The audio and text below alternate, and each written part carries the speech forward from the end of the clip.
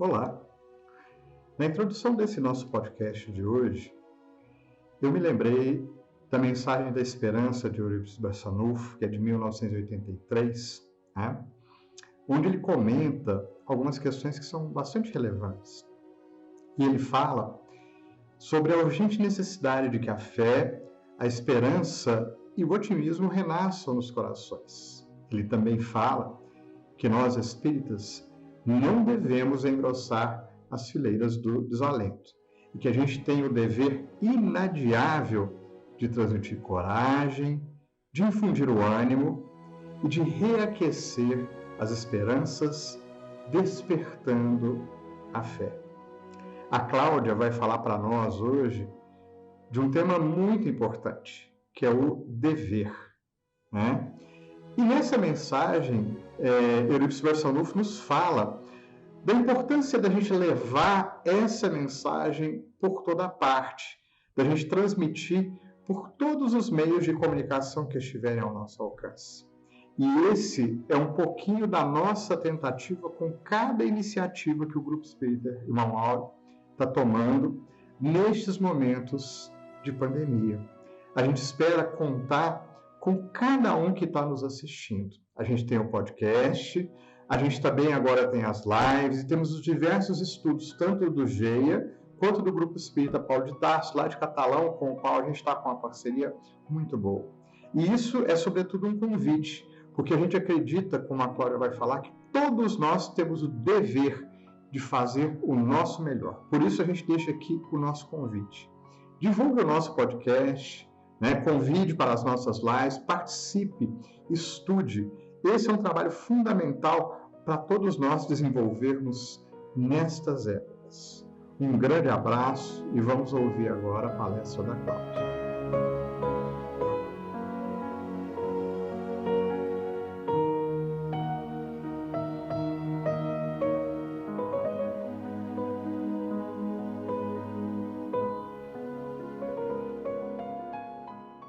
Boa noite, meus irmãos.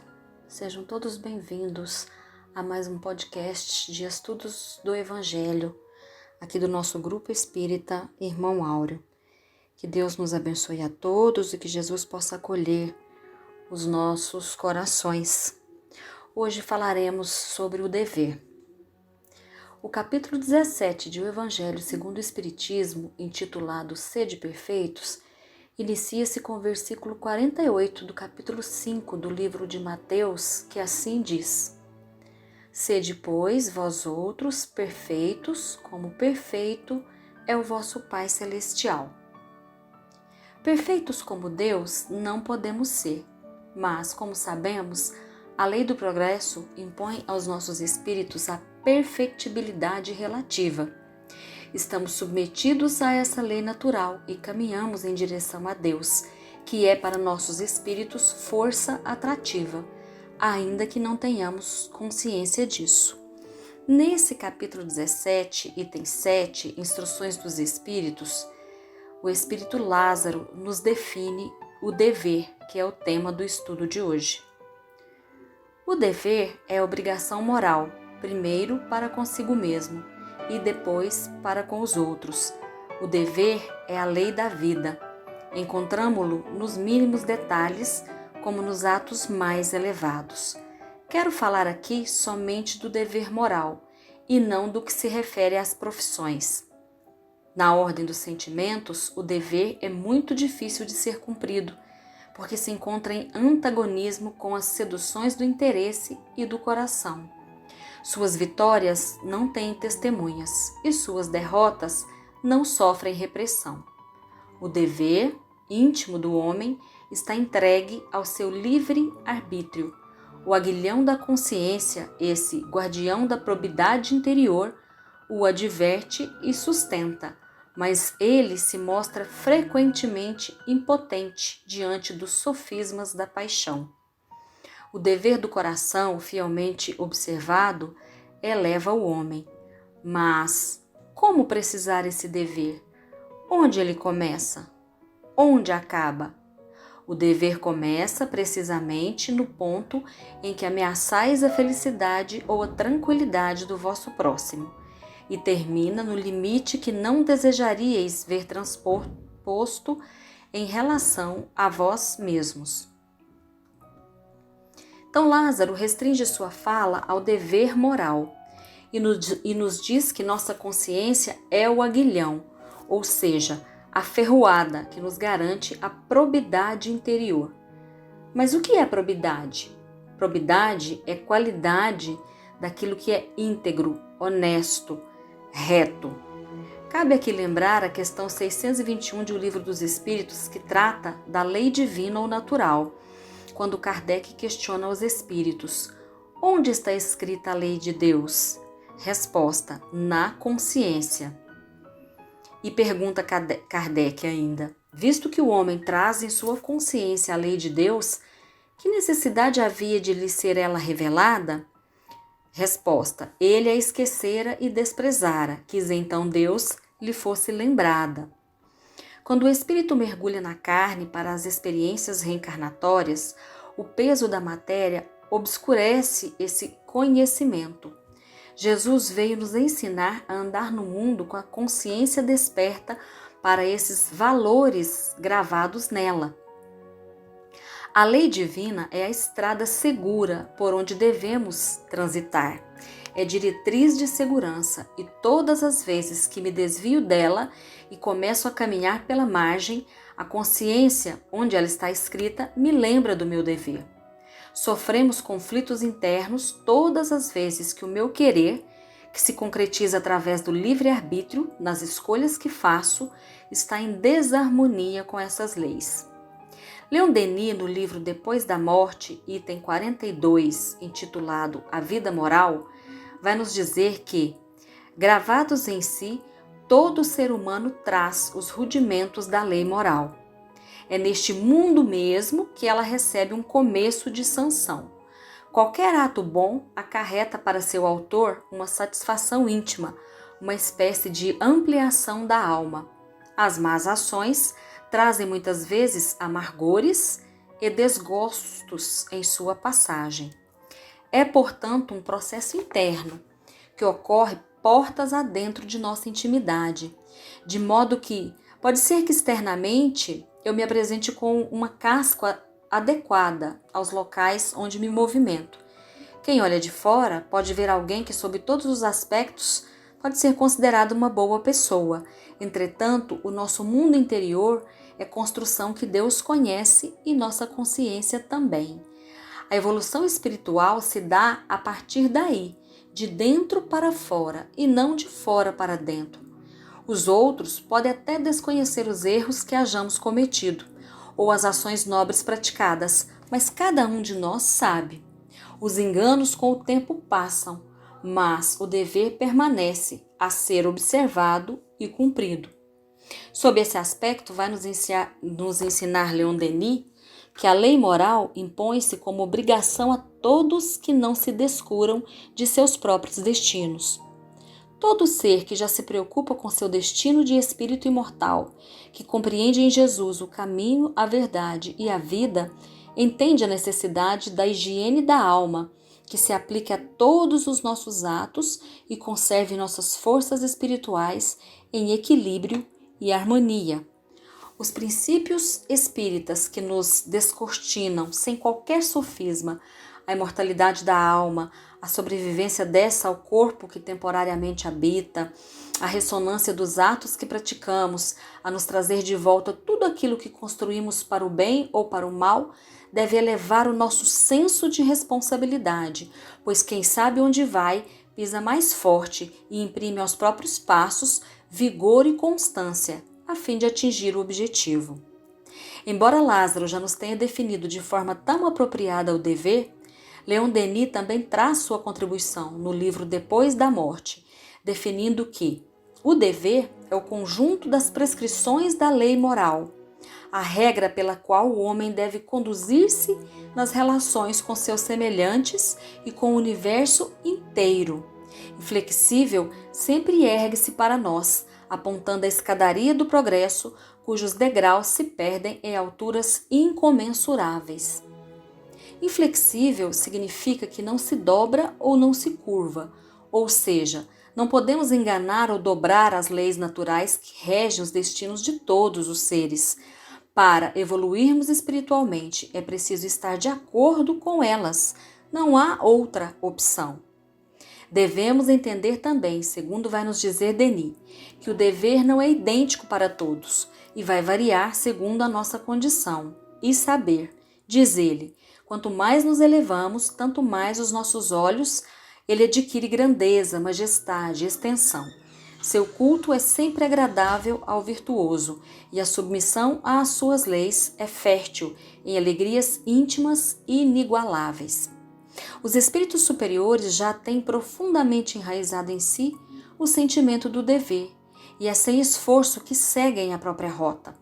O trabalho para eles já se transformou na alegria do trabalhador, conforme vai nos dizer André Luiz no livro Sinal Verde. Ou seja, a alegria do dever retamente cumprido nos trará satisfação íntima. Não vem acompanhada dos aplausos do mundo, e quanto mais o praticamos, mais ele se incorpora em nossa rotina.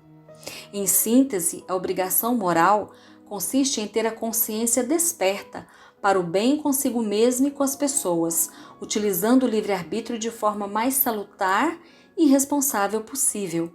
Tem a ver com a autenticidade e honestidade com a qual nos comportamos diante da vida, sabendo que se para os padrões terrenos, utilizando as máscaras sociais, os sorrisos que muitas vezes disfarçam esgares cínicos, podemos até passar uma impressão positiva. A nossa essência, entretanto, essa é vista por Deus, aquele que tudo criou por amor e para o amor e a quem ninguém engana. Poderíamos comparar como um pai e mãe terrenos que conhecem as mínimas expressões de seus filhos e muitas vezes perguntam: "O que você tem, menino?" "Nada não, mãe." "Tem sim, que eu te conheço."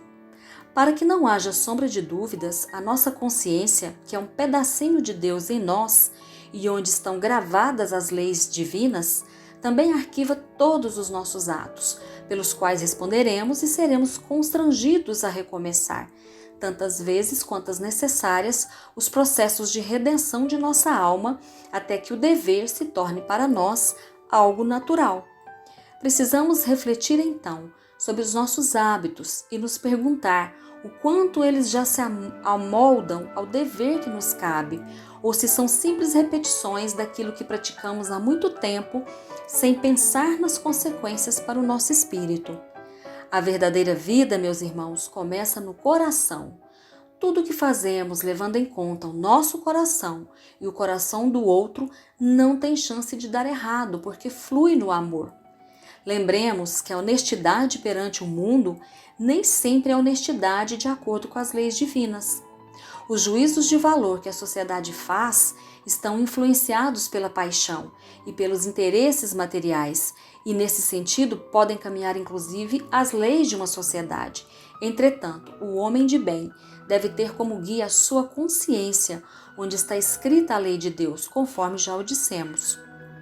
A nível dos relacionamentos que são necessários ao nosso crescimento, temos o dever para com Deus, o principal deles de humildade, de nos reconhecermos criatura e Ele o Criador, causa primeira de todas as coisas, termos a certeza nele, isso é fé, fidelidade, estreitar os laços de comunhão através da atitude sincera.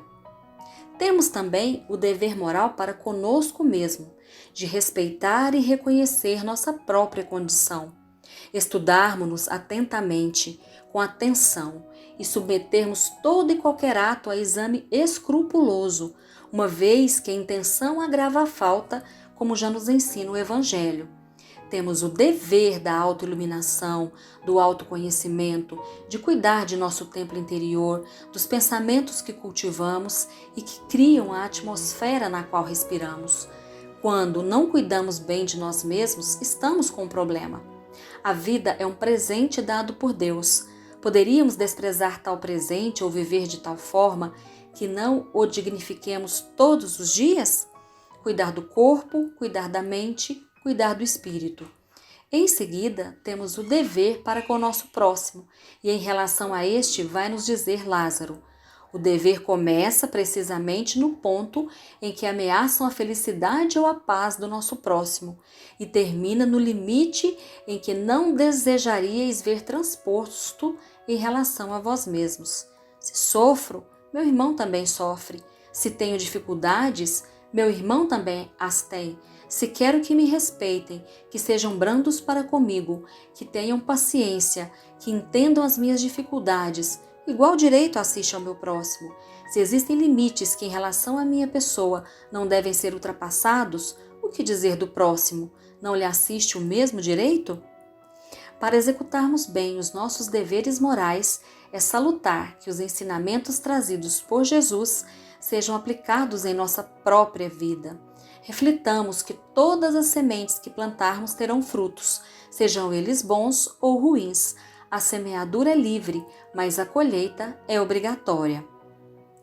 É também nosso dever recomeçar quantas vezes forem necessárias, a fim de endireitarmos os nossos passos e amarmos com proveito, ciosos de que, se não queremos que ninguém nos faça o mal, pela mesma forma o nosso irmão do caminho tem a mesma expectativa em relação a nós.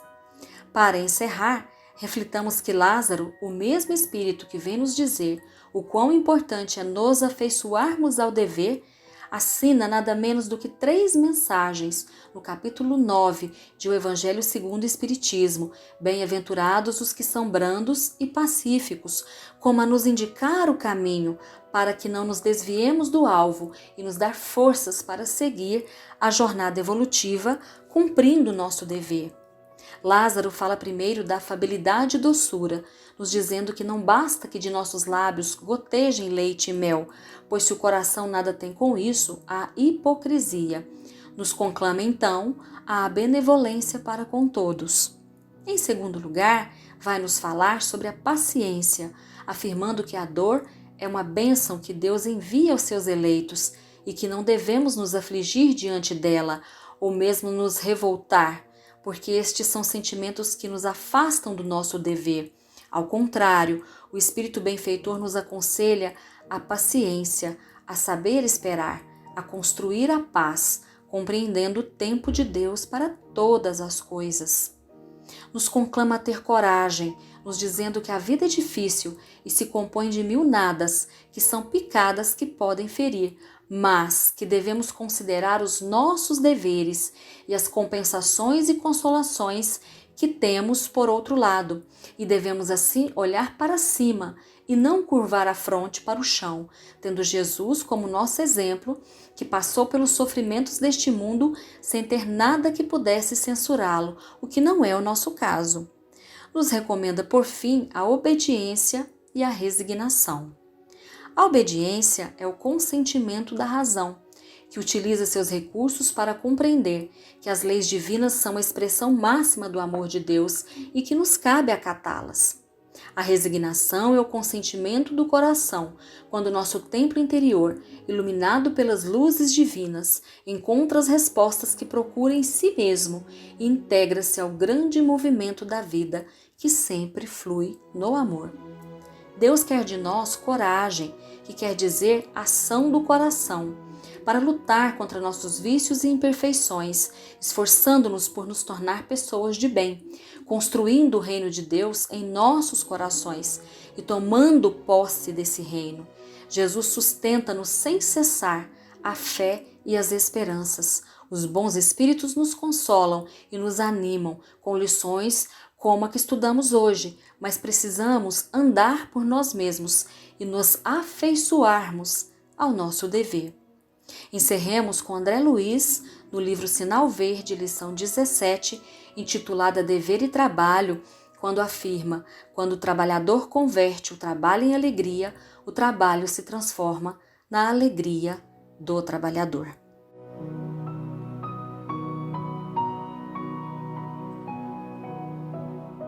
Mestre amigo Jesus, aproveitamos cada reflexão do estudo de hoje para aproximar as nossas vibrações e os nossos sentimentos da tua luz de amor, mestre amigo, e somos inundados por um sentimento de gratidão profunda, pois que a luz do Teu Evangelho nos alimenta as almas e nos fortalece a vontade. Ajuda-nos, Mestre, a buscar o consentimento da razão e o consentimento do coração, como estudamos hoje. Ajuda-nos a encontrar em cada situação da vida convite para a reflexão do que precisamos verdadeiramente fazer para estarmos de acordo com a nossa consciência e assim, como nos ensinastes, nos aproximarmos de Deus, nosso Pai. Então, Jesus, ajuda-nos a buscar em cada coração que se aproxima de nós, em cada situação que acontece no nosso dia a dia, as mãos amorosas desse Pai nos conduzindo e nos convidando a trilhar o caminho reto, a descobrir este caminho que já trilhastes, nos ensinando, Jesus, que é possível sempre, cada dia, buscar fazer melhor, buscar melhores sentimentos, melhores ideais, melhores conquistas para o nosso espírito. E assim, Jesus, começaremos a enxergar a vida com novos olhos, encontrando nas dificuldades convites à reflexão, encontrando nas dores, estejam elas em nossos corações ou naqueles que estão à nossa volta, que encontremos na dor o anjo amigo convidando-nos ao resgate e ao aprendizado.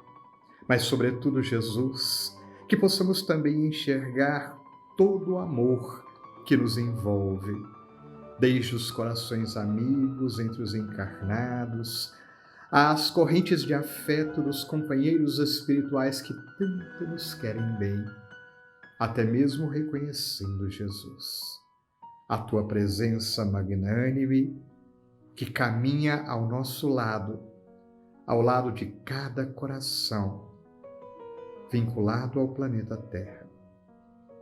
Que a Tua luz, Jesus, nos abrace e nos envolva, hoje e sempre. Que assim seja.